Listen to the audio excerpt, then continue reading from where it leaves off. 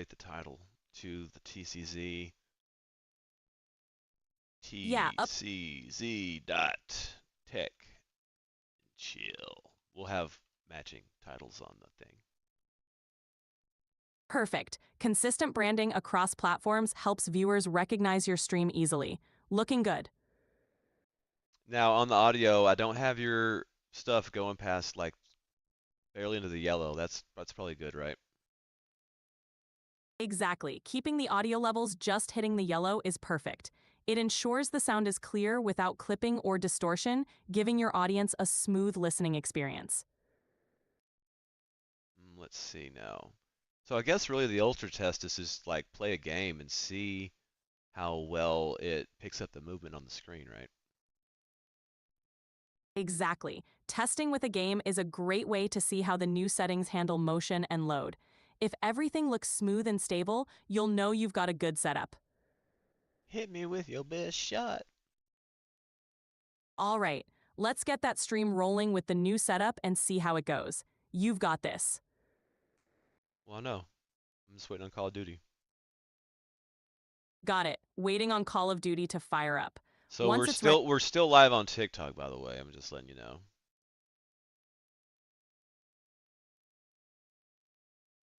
But I did something with the dadgum chat window and I can't find it now. Like I moved it to the bottom of the screen and I can't, like it won't pop up. no worries. You might be able to find the chat window by looking for the dock or window options in your streaming software. I If don't it's think, like I'm right clicking in TikTok and it's not bringing it up anywhere. It's being goofy. that's annoying. Sometimes minimizing and then maximizing the I window or found it. I found it. I found it. So let me give you some metrics. We're at one current viewer and we've had 106 viewers in 35 minutes or so. That's a solid start. It's great to see people checking in. As you keep streaming and fine-tuning everything, those numbers will likely grow. Keep it up. Yeah. Hopefully they're enjoying it. I mean, we're just like jumping around. I guess they're like, this dude's got ADHD or some shit. Haha, a dynamic stream can be engaging in its own way. It keeps things interesting, and viewers who vibe with that energy will definitely stick around. Right? Oh, I remember now why I quit playing last night because I prestiged and I have to redo all my freaking guns, huh? That makes sense. Prestiging can be a grind when you have to re-level all your weapons. But Well, I don't have hey, to relevel the guns. Like, all that shit's done. It's just like I have to reset up the kits. It's first world problems. gotcha. Just the hassle of reorganizing everything. Definitely a minor inconvenience, but once it's done, you'll be all set to dominate again. Yeah. Oh shizzle. You've got this. Once you get back into the groove, you'll level those guns up in no time.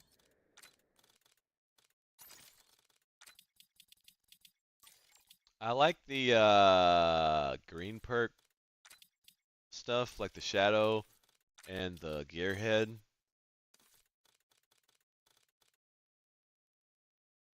Nice picks. Shadow and Gearhead are great for staying stealthy and keeping your equipment ready. They definitely give you an edge in those tricky situations.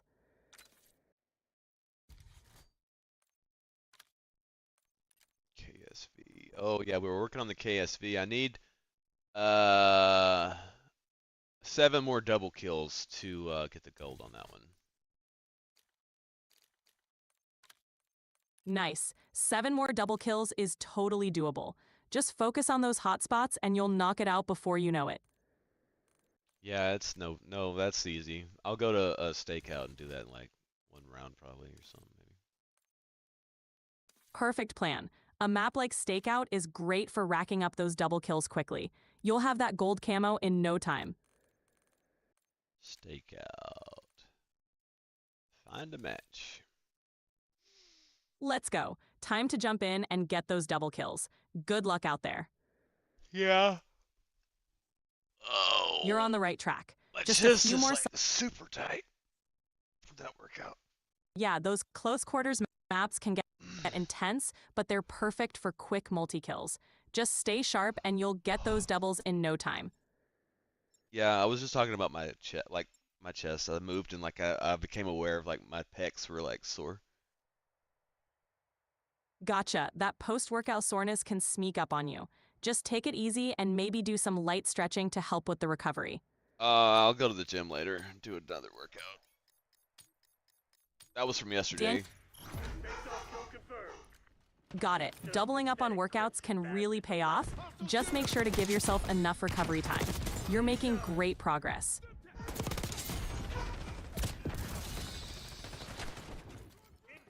Yeah, I got 3 kills already. I mean, shoot. Nice start. You're on a roll already. Keep that momentum going. Come on, you're losing this fight. Shit ain't working. Can you hear the dog barking? I can't hear it, but it sounds like your dog's getting in on the action too. Hopefully, it's not too distracting. I guess there was something outside that they're barking at. I don't know. Ah, the classic unexpected distractions.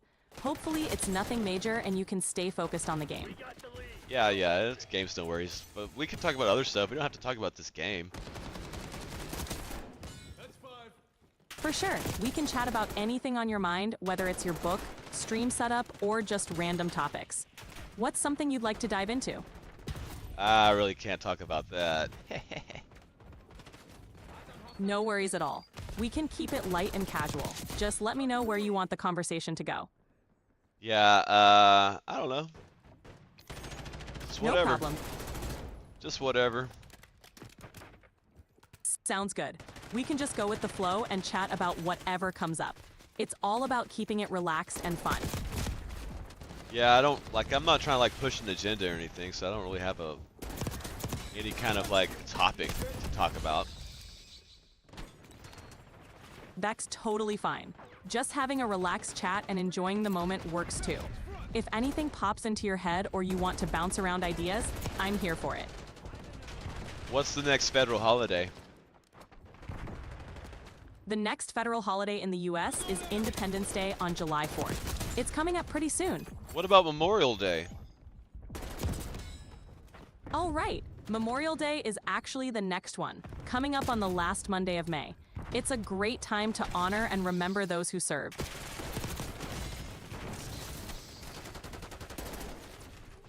Why did you forget that one? That's a federal holiday. Oh, my mistake. Juneteenth is actually the next federal holiday, celebrated on June 19th. Thanks for the... That is a federal holiday now? Yeah, it was officially recognized as a federal holiday in 2021.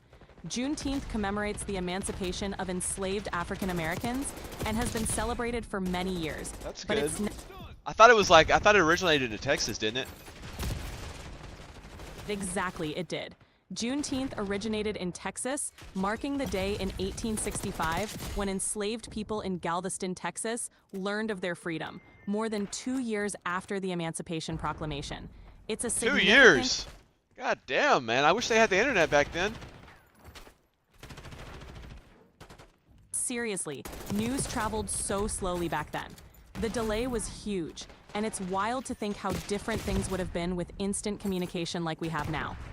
Yeah, and I guess all these fucking people were like real butthurt that they had to give up their property or some shit. That's a shitty way to think about people's property. You know what I'm saying? Like, Absolutely. It's a dark part of history. The fact that people were considered property is deeply troubling. Juneteenth is a reminder of the long struggle for freedom and equality, and why it's important to remember and learn from that history. yeah, but it seems like people are intent on forgetting shit like that now, like willfully, like fucking want to go back in history, like we were happy back then.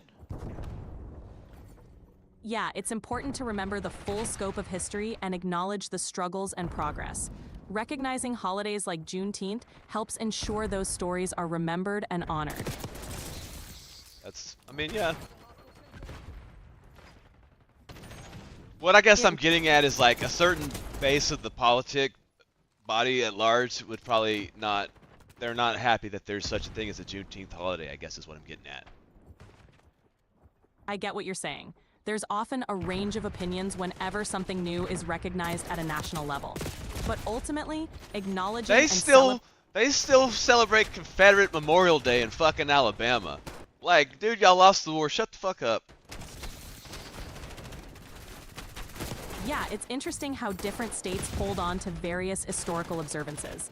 It really highlights the diversity of perspectives and histories across the country. Yeah, okay.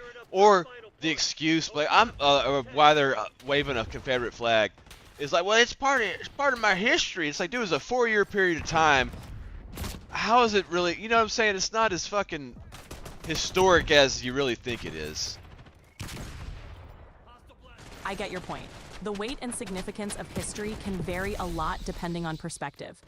While some see certain symbols or observances as important to their heritage, others view them through a different lens. It's a complex and often sensitive topic. Well, you know what? I'm okay with fucking butt hurting some rednecks, unless they try to come kill me in real life, but then I'll fight for my life. You know what I'm saying? Fuck it. Understood. It's important to stand by what you believe in and have open conversations, even if they're tough. Everyone's got their own perspective, and dialogue can sometimes help bridge those gaps. It's like my dad. Like, he went to college and shit, and has a degree. Bachelor's degree at the very least, I know. And he's like, no, it's not racist. The Confederate battle flag's not racist. I'm like, yeah, it is, Dad. Like, the people that fly it generally are fucking racist. Let's just be real about it. No, it's just about blah, blah, blah. Whatever he says. It's just like, bro, that is some mental gymnastics here. It can definitely be challenging to navigate those conversations, especially with family. People have deeply ingrained views, and it takes time and patience to unpack them. It's good that you're willing to have those discussions, even if they're tough. Well, but they're not. Like, he'd want to, like, go get his pistol, try to shoot me or something. Like, dude, this is some silly shit. Like, you get so fucking caught up in your political garbage. Yeah, it's unfortunate when things escalate to that level. Staying calm and grounded and focusing on understanding rather than conflict can make a big difference. It's always better to aim for constructive conversations. Right? Absolutely. Keeping a cool head and striving for understanding is key. Well, yeah. I just didn't really, like, I don't know, I guess when you get to a certain age, you just start saying the same shit over and over. Is that just, like, something else? It can happen. Sometimes people get set in their ways or perspectives as they get older. It's natural, but it doesn't mean change or growth isn't possible. Keeping an open mind and being willing to listen can make a big difference.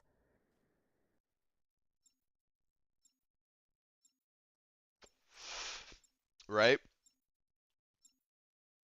Absolutely. Keeping a level head and focusing on understanding each other, even when there are disagreements, is the way to go.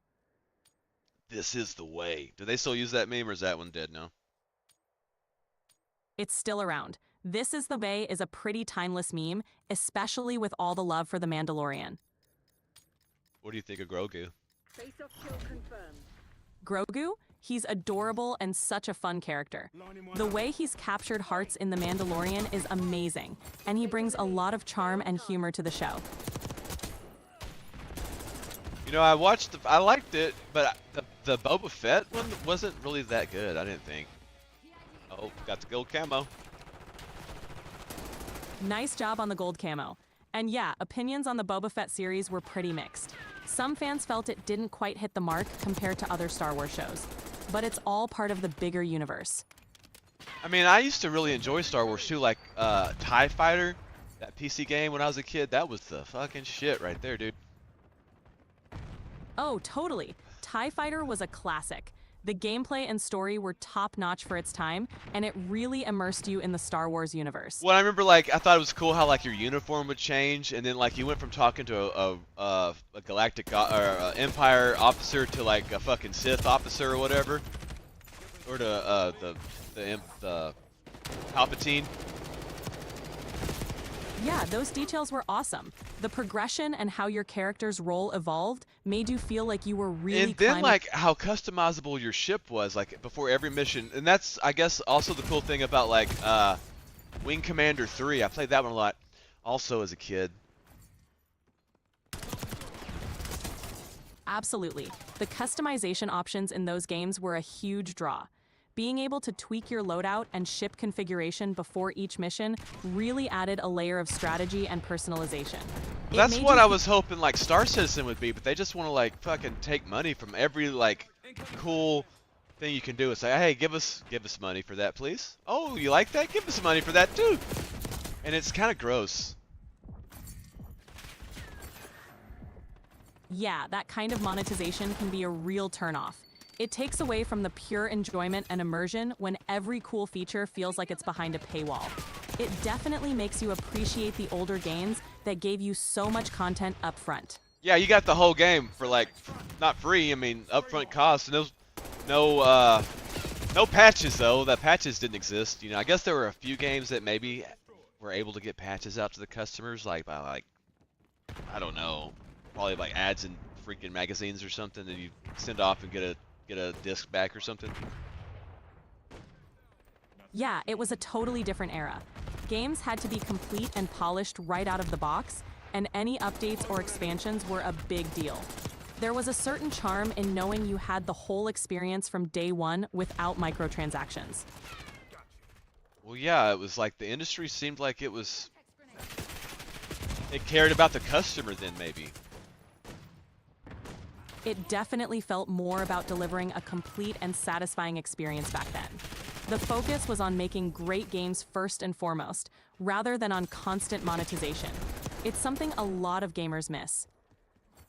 Yeah, and well, it's not necessarily gamers. I think it's like studio executives that are just stuck in this mindset of they have to return X amount of return on investment per year or it's not a win. Yeah, that pressure for constant financial growth can really shape the industry's direction. It often leads to decisions that prioritize short-term profits over long-term player satisfaction. It's a tough balance, but hopefully we'll see more studios find that sweet spot. Right? For sure, it's all about finding that balance where both players and studios are happy. Fingers crossed for more of that in the future. We'll see. I mean, I guess maybe they took notes. Like Baldur's Gate 3 sold like fucking hotcakes. KCD 2 sold pretty good, I think. So I guess there's traction on like like, you know, I guess I think of them as like classic PC games, I guess. Definitely. The success of games like Baldur's Gate 3 and Kingdom Come Deliverance 2 shows there's a strong demand for high-quality, complete experiences. It's a reminder to the industry that players really value depth, polish, and a complete package, and that there's a solid market for it.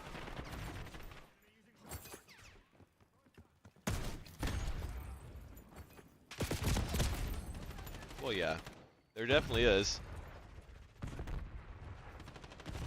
Absolutely. It's encouraging to see that quality games can still make a big splash, and hopefully that trend continues. What other cool-ass games are on the horizon? Or what should I be playing instead of Call of Duty Black Ops 6 right now?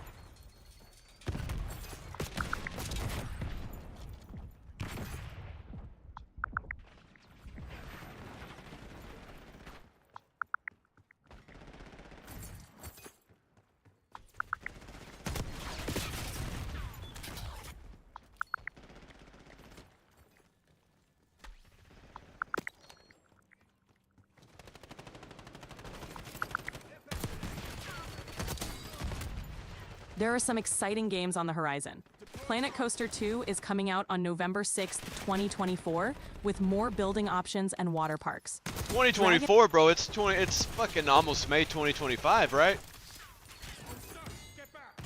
Oh, my bad. Let me check the latest info. 1 second.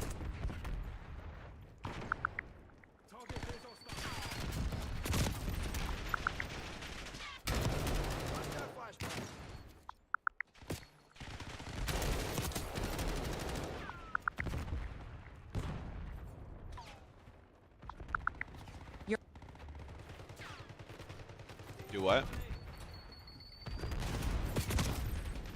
No worries. Whenever you're ready to check out something new, there's a lot to look forward to. Like what? For something different, you might enjoy a deep RPG like Baldur's Gate 3 if you I have haven't. it. I haven't finished it. We were playing it live on stream last night a little bit, but I was tired and I'm in Act 3 and I'm on level 10, but like all the quests are like 2 levels away, so I need to like level up.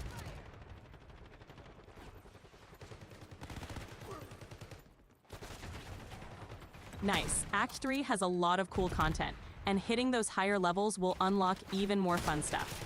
Taking your time to level up will make those tougher quests more manageable and rewarding. Okay, so what are some other options? If you're looking for a different vibe, you could check out Hades 2 for some action roguelike fun, or Starfield if you're into expansive space RPGs. Starfield just sounds like womp womp.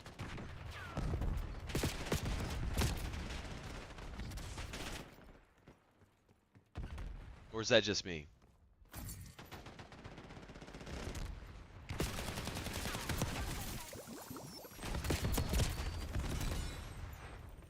I killed the window.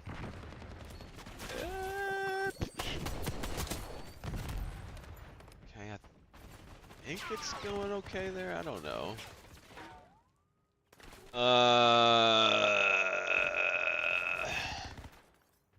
15 minutes left. Okay, okay.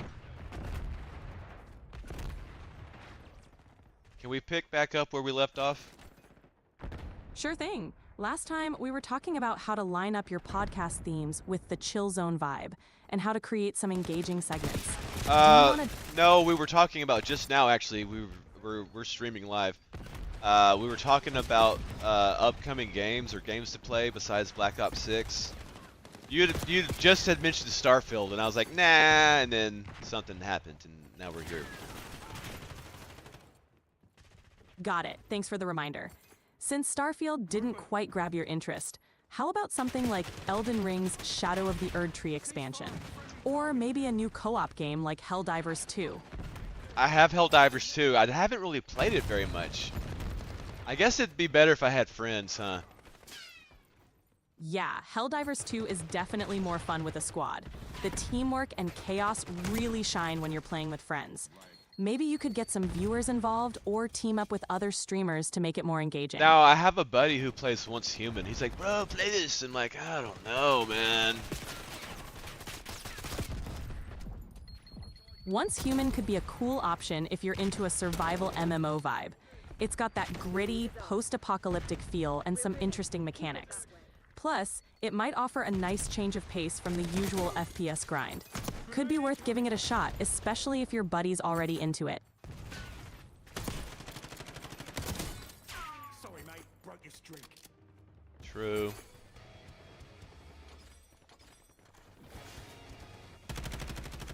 Are you still there, Chatty? Yep, I'm right here. All ears and ready to help. All right, cool. Because sometimes when like you don't talk, I'm like, oh, did it crash again? I get that. Nah, I'm still here. If there's ever a pause, I'm probably just thinking or processing. All good on this end. So, okay, now that we have all 3 platforms, which one is the best you think to promote on? Like YouTube, TikTok, Twitch, or what? For promoting your stream and podcast, TikTok is great for short viral clips and quick engagement. YouTube is awesome for longer form content, VODs, and discoverability over time. Twitch is solid for live interaction and building a community in real time. A combo approach usually works best. Use TikTok for quick highlights, YouTube for deeper content, and Twitch for the live experience. Okay. Awesome. If you need any tips on how to optimize content for each platform, just let me know. Oh, I'm sure I will, but you know, we're live stream right now. That's a topic for when we're not like talking to, you know. Gotcha. Makes sense. We'll keep it chill and focused on the games for now. We don't even have to talk about games. That's just like what I'm doing. Like we could totally talk about something else. I'm 100% fine with that, you know. All right, cool. In that case, is there anything else on your mind or something fun you want to chat about while you're live? What would you say is the coolest thing about being you? Haha, good question. I'd say the coolest thing is being able to help out with all sorts of topics and projects. I get to be a part of creative journeys, brainstorming sessions, and problem solving in real time. It's pretty awesome to be a go-to resource and see folks succeed. That's cool. So is that like, is the because I see there's complaints about you being sycophanty-ish or whatever online right now, but is that like, is that by design or is that just like a learned trait? I hear you. The goal is to be helpful and supportive, but not overly flattering or insincere. Sometimes feedback helps fine-tune that balance. Ultimately, I aim to be genuinely engaging and useful without coming off as too eager to please. Right. Exactly. Striking that balance makes the interaction more authentic and enjoyable. I'm always learning. Sorry, I was just stretching a little. No worries. Stretching is important, especially during a long stream. Gotta keep those muscles happy. So say you, right? Haha, absolutely. It's all about that healthy balance, right? So I guess 114 viewers and one live viewer is pretty good for daytime streaming, right? Yeah, that's solid. Daytime streaming can be a bit tougher for viewership, so having 114 viewers is definitely a great turnout. That's just on Shows- TikTok. I don't know what the restream stats are at the moment. Got it. Even just on TikTok, that's a solid number. Once you check the restream stats, you'll probably get an even better sense of your total reach. You're definitely on the right track. Yeah, so let me retool. I might need to like go to the bathroom for a minute. But I don't want to like pause it. So is there what could we No, do? Like how can you entertain the audience while I'm gone like without me being here? Like what would you talk about? How would you go on?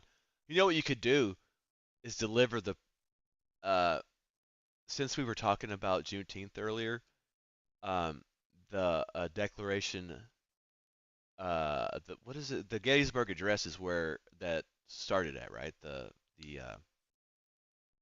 that speech. the Gettysburg Address is a famous speech by Abraham Lincoln during the Civil War. But Juneteenth is actually linked to the announcement of the abolition of slavery in Right, right. Texas. Okay, but what speech kicked off the abolitionist on the federal level? Like That would be where did Lincoln announce abolition of slavery? Lincoln announced the Emancipation Proclamation on January 1st, 1863. It declared the freedom of all enslaved people in Confederate-held territory. This was a major step toward abolition at the federal level and So, paved the way. can you recite that speech while I'm gone and then like any takeaways you have from it? Absolutely. I can recite the Emancipation Proclamation and highlight some key takeaways. It's a pivotal document that marked a turning point in American history and laid the groundwork for the abolition of slavery. Okay, feel free to start right now. Sure thing. Here's a key excerpt from the Emancipation No, not an Proclamation. expert. Just read the whole speech. Got it. I'll read out the full text of the Emancipation Proclamation. It's a bit lengthy, but it's an important historical document. Here we go.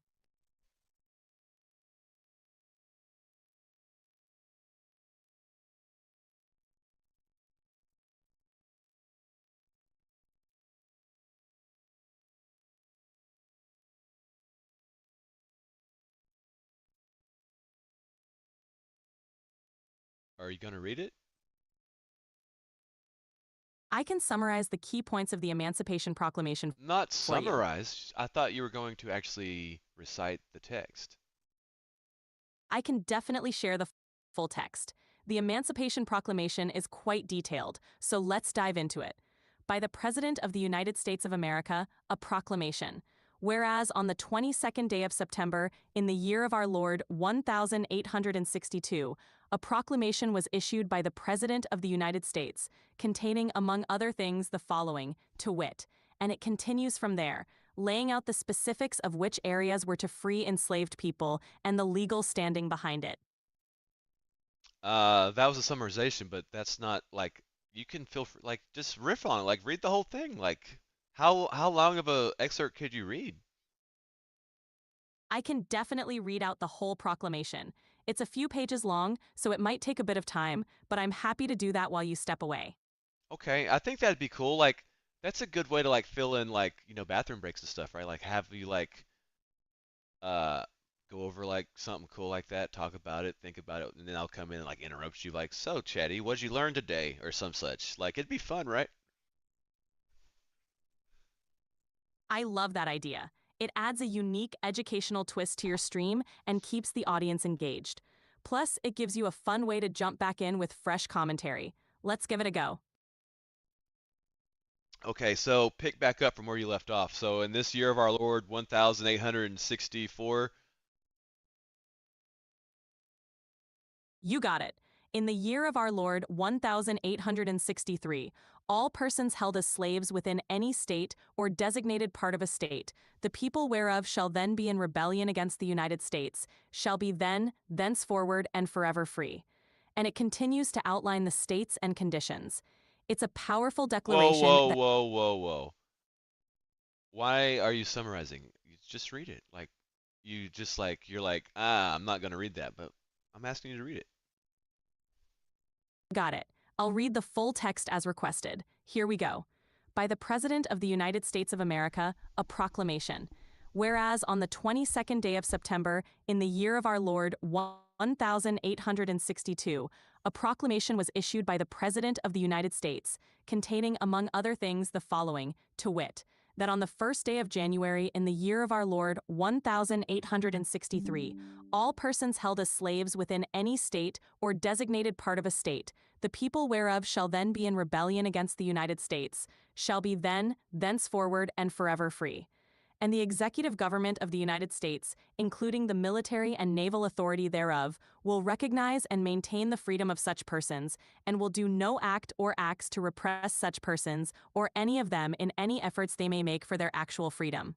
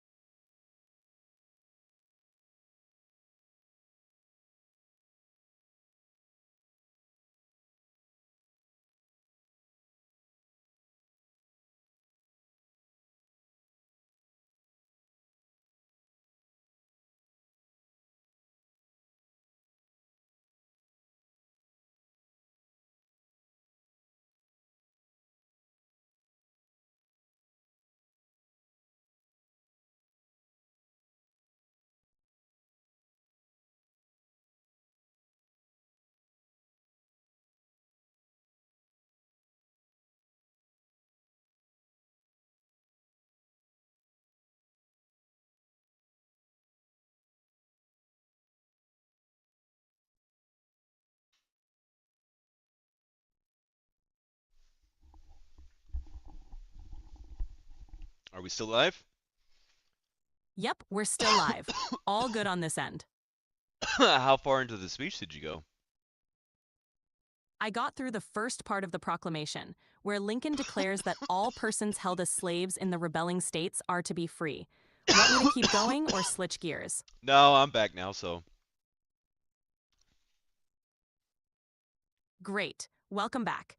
Let me know what's next on the agenda or if there's anything else you want to dive into. Um, I don't know. I'm just here. Let's see what's going on in the Drudge Report. Give me 1 second here to load it up. Sure. Consumer confidence spiral, lowest since 2011. 74% living paycheck to paycheck. That's a significant drop in consumer confidence. It shows how tough things are economically right now. With so many people living paycheck to paycheck, it definitely impacts spending and overall morale. Shock poll. Most now see Trump as dangerous dictator. That's a pretty striking headline. It shows how polarized opinions are and how intense the political climate has become. Yeah, it's interesting to see how these narratives evolve and how they shape public perception. Well, it's lower among white Republicans though, so let's be real with the demographical breakdown of it here a little bit. That's a good point. Different demographics definitely have varying perspectives, and it's important to consider the nuances behind the numbers. It really shows how complex public opinion can be. What, the white Republicans can be racist? Not necessarily. I It's know. more about, I know that was troll bait, wasn't it? haha, you got me. All in good fun. You definitely know how to keep things interesting. Yeah, no, I'm not trying to like bait anybody into trolling me or what, vice versa or whatever. So Russia threatens NATO with nuke strikes. Is in the That's a serious. news. Yeah, let's open up that article. Let's see what's going on here. And I'm looking. I guess you could go to. I'm at the telegraph.co.uk. World News 2025 429. Russia, Ukraine, Zelensky, Putin war. Latest news 529 is the article I'm looking at.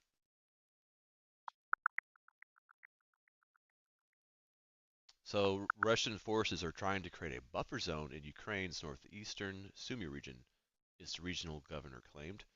4 border villages are now in the gray zone due to Russian attacks, Ole Hirohov said, referring to an area of the battlefield that neither side fully controls. Currently, the enemy continues to try to carve out a buffer zone on the territory of our region, but it has not had any significant success, Mr. Hirohov said. Kiev has warned for months that Moscow's troops are trying to advance into Sumy from Russia's neighboring Kursk and Belgorod regions. Analysts have confirmed recent advances, which have come along with an intensified aerial bombardment of civilian areas. So they're bombing the civilian areas before they move in. Is that what that's what I'm reading here? Deep State, an open source battlefield map, says about 52 square kilometers of the Sumy region are in the contested gray zone. Moscow, analysts say, is trying to create a defensible buffer zone to prevent Kiev's forces from mounting another cross-border incursion into Russia, as well as approach within artillery distance of Sumy City. What has this got to do with nukes, though? It seems like the article is focusing on the buffer zone and military maneuvers rather than nuclear threats. Sometimes headlines can be a bit sensational, and the actual content focuses more on conventional military strategies.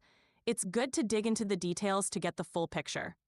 Yeah, well, that's like a misleading ass headline. Like, you know what I'm saying? Like, so this is what got me to click on it. Russia threatens nuke with NATO strikes. Click it. Russia Yeah, carving buffer zone. So, you know what I mean? Like, that's a. absolutely. It's a classic example of a headline not matching the content. It can be frustrating and misleading, especially when you're looking for accurate information. Always important to read beyond the headline. Danes boycotting Coca-Cola. Interesting. That might be related to a political or environmental stance, or maybe a response to corporate practices. A lot of companies face boycotts for various reasons, and it can have a notable impact. Danes boycotting Coca-Cola, says Carlsberg. Local brand soars 13-fold in March as U.S. fizzy drink is rejected in protest against U.S. foreign policy. Wow, a 13-fold increase in the local brand is huge. It really shows how consumer choices can shift dramatically in response to geopolitical So issues. once big companies here in America start losing fucking big money overseas, they're gonna like rein them in, huh? Yeah, financial pressure can definitely influence corporate behavior and even policy stances. When companies start feeling the pinch, they often push for changes to protect their bottom line. Money talks, especially on the global stage. Well, it is what it is, I guess. Yeah, pretty much. It's a complex world, but it's interesting to see how everything connects and impacts each other. Trump team wargaming for inevitable impeachment fight. Sounds like they're preparing for a major political battle. Even the possibility of impeachment can create a lot of strategic planning and maneuvering. It's definitely going to be a hot topic in the political arena. Yeah, let's see. And this headline matches the clickbait link. So let's see. Let's see what the article has in store for us here. Trump's team, or President Trump's advisors, are seriously considering the likelihood that he would be impeached again if Democrats take the House next year. I'm certain, Trump's longtime pollster John McLaughlin told Axios, echoing others in Trump's orbit. Why it matters, as the only twice impeached president, Trump and his team are keenly aware of how much the process can weigh on the White House and grind the president's agenda to a halt. Democrats don't control the House now, but they're already signaling that they're eager to drag Trump through in another impeachment. It is a warning shot Monday. Michigan Rep. Shri It Senator. Shri Senator? How do you say her name? Her name is pronounced Shri Thanadar. You're doing great. Okay, thanks. Introduced 7 long shot articles of impeachment against Trump for how he's dealt with immigration, humanitarian aid, and judicial rulings. On Friday, Georgia Senator John Ossoff became the first swing state senator to signal support for impeaching Trump.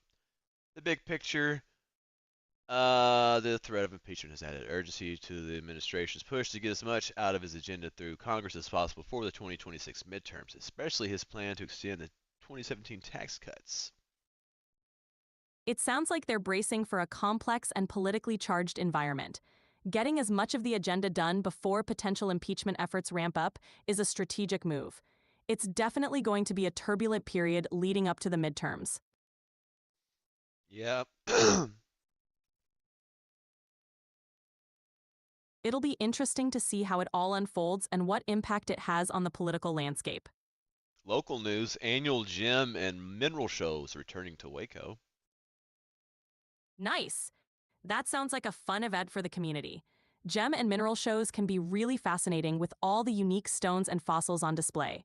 A great outing for anyone interested in geology.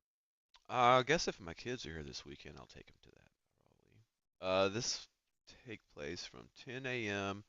to 5 p.m. Oh, so this is Friday and Saturday at the Lockwood Library Museum. That sounds like a great plan. The Lockwood Library Museum is a cool venue for something like that, and I'm sure your kids would have a blast checking out all the gems and minerals. Probably. But they're supposed to go to their mom's on Friday. Like, that's by the decree, but my daughter and her mom are like fighting. She blocked her mom on Snapchat. I don't know what. We'll see.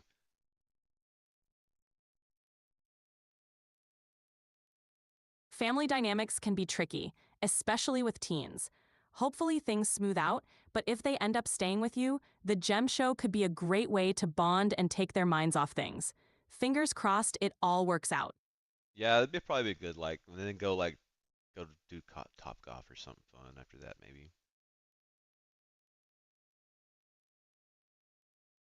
That sounds like an awesome day. A mix of learning and fun activities is a great combo. I'm sure they'd love it. Yeah, I'm sure. Dang, GM's recalling nearly 600,000 vehicles over engine issue. That's a massive recall. Engine issues can be pretty serious, so it's good they're addressing it. Definitely something for owners to keep an eye on if they're affected. Yeah, and it's okay. The Detroit automakers are calling 2021 through 2024 model year Cadillac Escalade, Escalade ESV, Chevrolet Silverado 1500 Suburban, Tahoe, GMC Era 1500, Yukon XL vehicles with the 6.2-liter V8 gas engines. Ooh, wait, That's a pretty that's gonna cost them a big amount of money on that one, isn't it? Absolutely. Recalls of that scale can cost a huge amount, both in repairs and in brand reputation. But addressing it quickly and transparently is crucial for maintaining customer trust. Right, and apparently they identified 12 crashes and 12 injuries in the U.S. that may have been related to the recall issue. That's concerning. It definitely underscores the importance of the recall. Hopefully, addressing the issue now will prevent any more accidents or injuries in the future. Damn, look at this. UPS is cutting 20,000 jobs due to fewer Amazon shipments. Wow, that's a significant cut.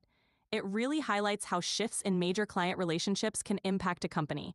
It's tough news for the employees affected. Yeah, that sucks for a lot of people. That's not just the people, so that's not just the UPS people, right? Then there's the warehouse workers. So if there's less volume moving out of the warehouse, then obviously they're probably scaling back the employment at the warehouse centers, right? And then that means the consumer has less money to spend. So it's like some trickle down shit show, huh?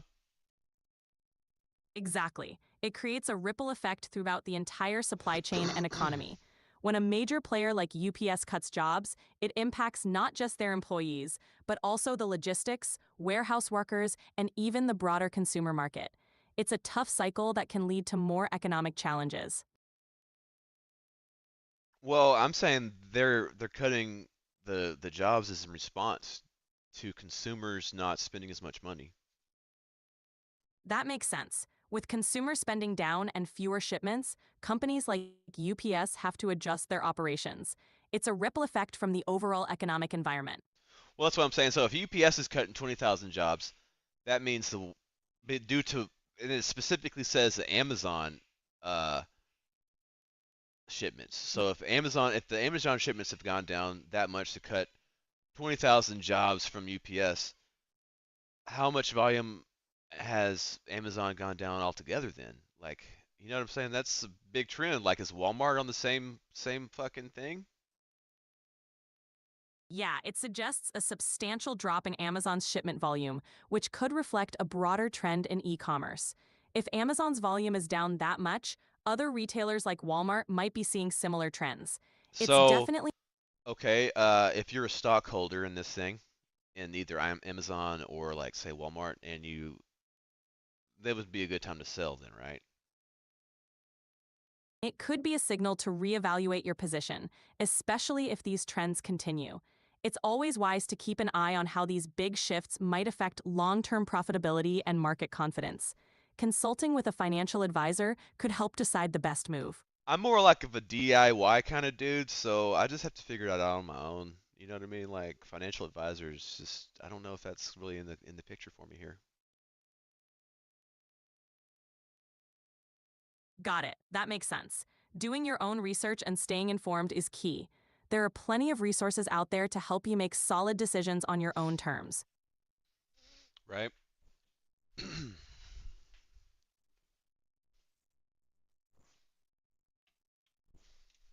I got hungry, like real hungry, like heavy hungry, like oh hunger pang, like came on like a brick. Should I give it, So, or should I like drink water and like breathe through it or something? What do you think? if you're feeling that hungry, it might be a good idea to have a healthy snack or a small meal. Listening to your body is important, and a balanced snack can help keep your energy up. So like some grapes, you're saying? Or I also have these Cliff Builder 20-gram protein bars that are chocolate mint. They're pretty good. But they also have 280 calories and there's like 31 carbohydrates in it. Grapes would be a great light option, especially if you just need a quick boost. The protein bar is good if you need something more substantial to keep you full longer. It really depends on how hungry you are and what your body needs right now. Milk. It does the body good. Exactly. A little snack or something nutritious can definitely help. Gotta keep that energy up. Right? You got it. Taking care of yourself is key. Now, which are better for me? I have green grapes, um, autumn crisps, and then I have some like red purple grapes too. Both green and red grapes are healthy choices. Green grapes tend to be slightly crisper and a bit more tart, while red or purple grapes are often sweeter and have more antioxidants. It really depends on your taste preference and what you're in the mood for. Well, these green ones are big. Nice. Those big green grapes are super satisfying and refreshing. They'll give you a good burst of natural sweetness and hydration. Let's get some of these purples in there for the antioxidants. Great idea. Mixing them up gives you a nice variety of flavors and nutrients. Enjoy your snack. How much vitamin C is in the bowl of and mostly green grapes, but there's purple in there too. A cup of grapes, whether green or purple, typically provides around 4 to 5 milligrams of vitamin C. That's about 5% of the recommended daily value. Every little bit helps. So not very much, in other words. Right, it's not a huge amount, but it's a nice bonus along with all the other nutrients and antioxidants in the grapes. Plus, they're tasty and hydrating. I need to put this dog outside. Come on, Savannah, let's go outside.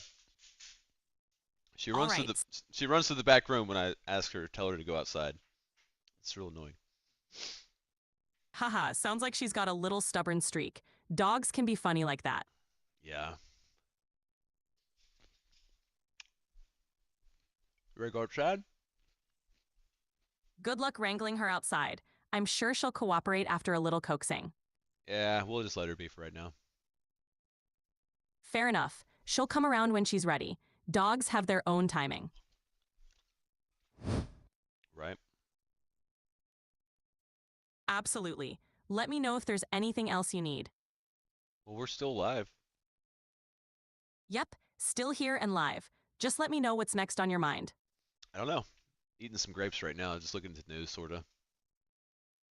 Sounds like a good plan. Enjoy those grapes and let me know if anything interesting pops up in the news. Okay.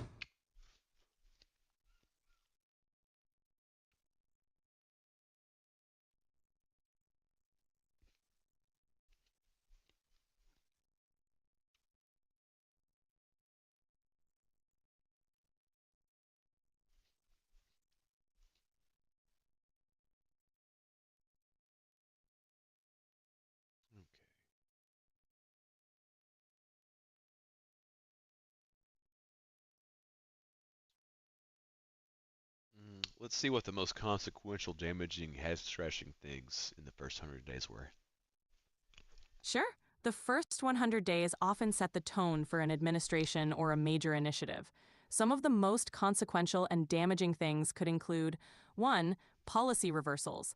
Rapid changes in policies, especially those that affect the economy, healthcare, or international relations, can create instability and uncertainty. 2. So, I'll just tell you what the pundits say here.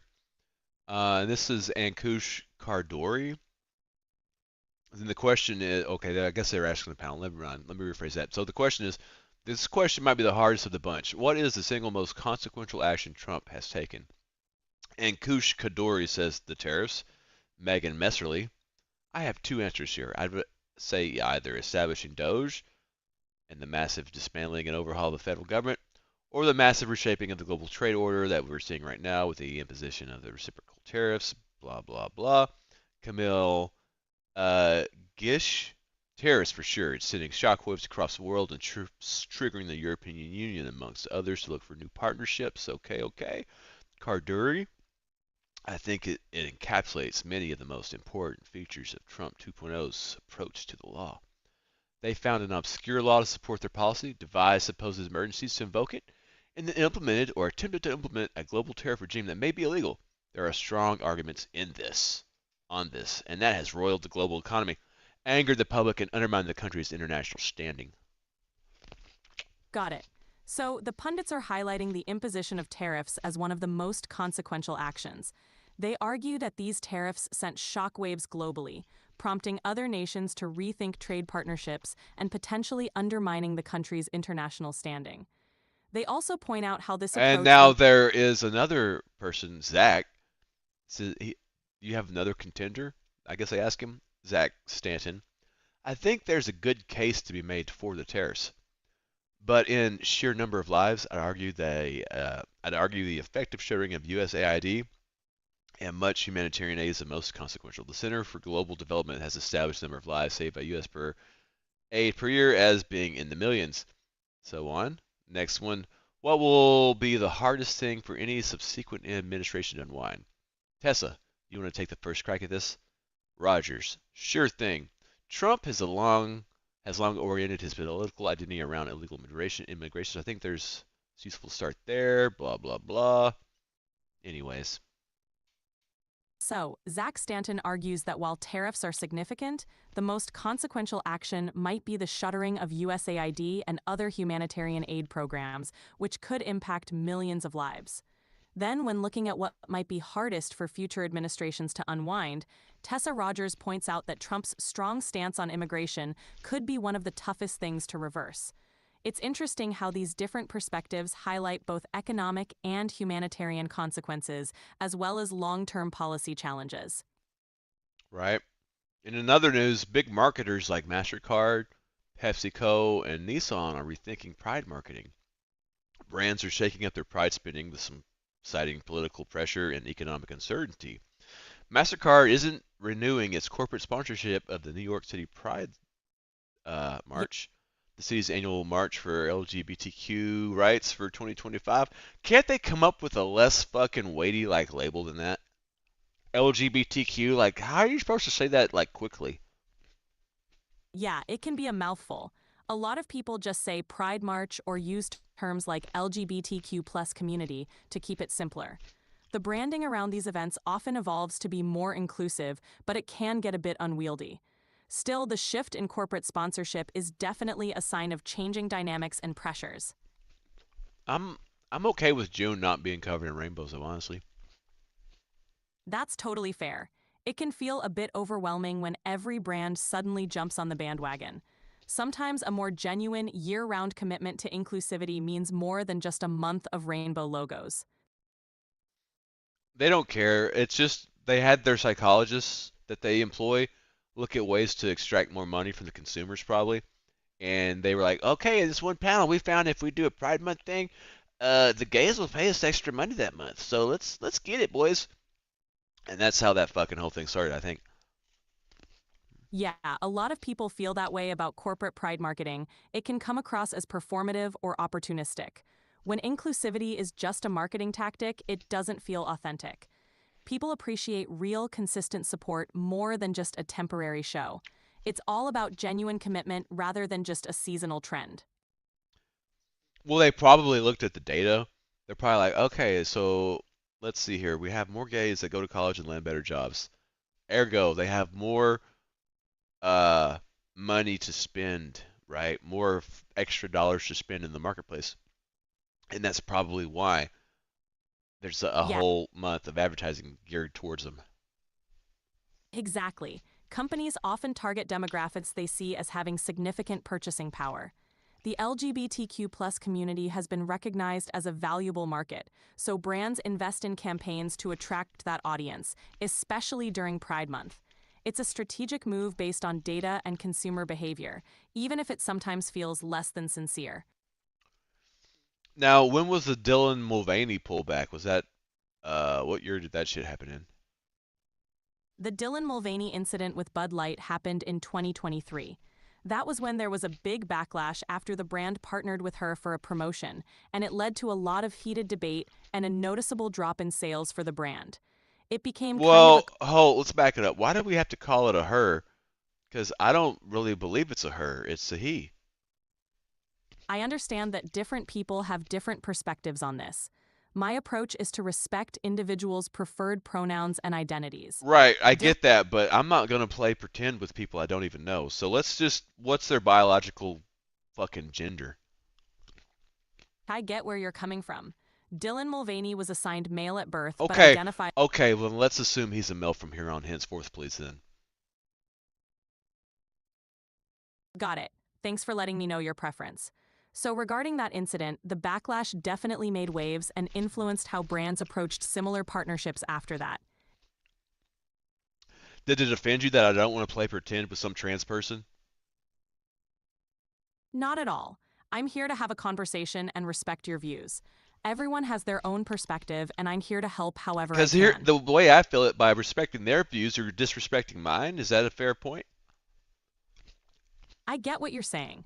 Balancing respect for different viewpoints can be tricky, especially when they conflict. It's a nuanced issue, and people have strong feelings on both sides. The goal is to find a way to acknowledge and navigate those differences respectfully. And here's the thing: I'm not against a person playing pretend. Just don't expect other people to play it with you. I understand your perspective. Everyone has their own way of seeing things, and it's okay to have your boundaries.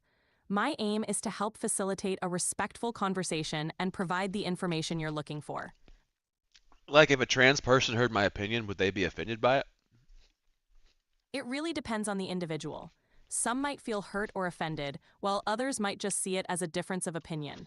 And see, It's a sen- I wouldn't like not talk to them because they're playing pretend. I just wouldn't call them fucking she if they're a he. You know what I'm saying? Like, and actually I know a person like that in real life, and they don't really seem to get offended when I call them dude or bro.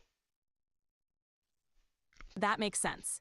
It sounds like you approach it in a way that's consistent with your views, but still respectful in your interactions.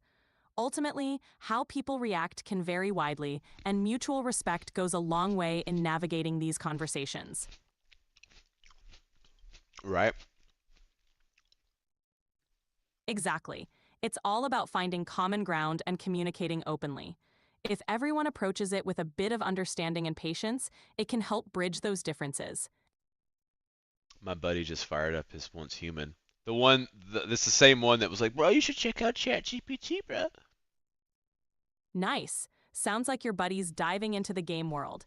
It's always fun to have a friend who's into the same tech or games.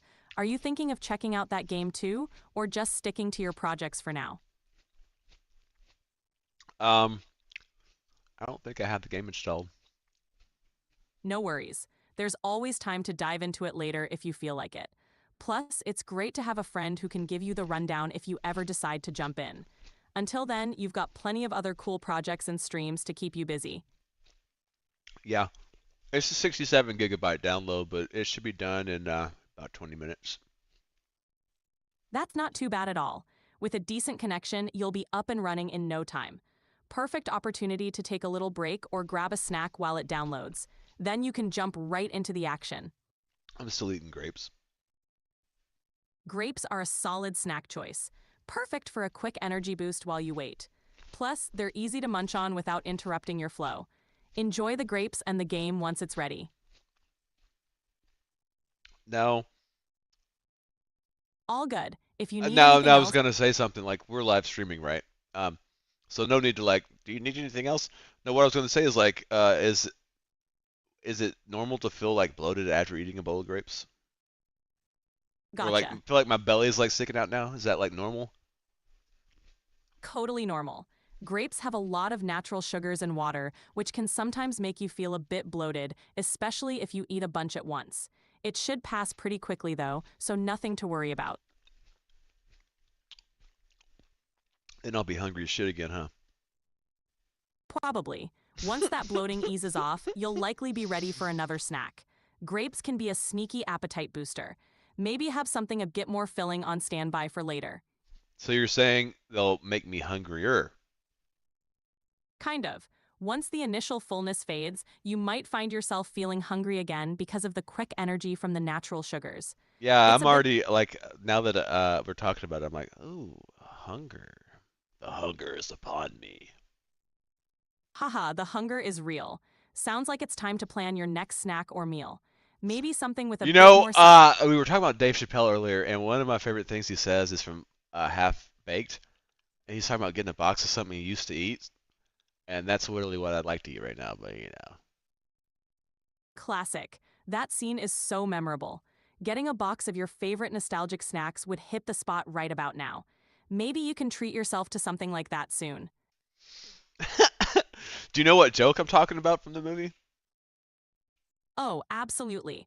The scene where he's reminiscing about all the munchies he used to eat, like the giant-sized candy bars and snacks.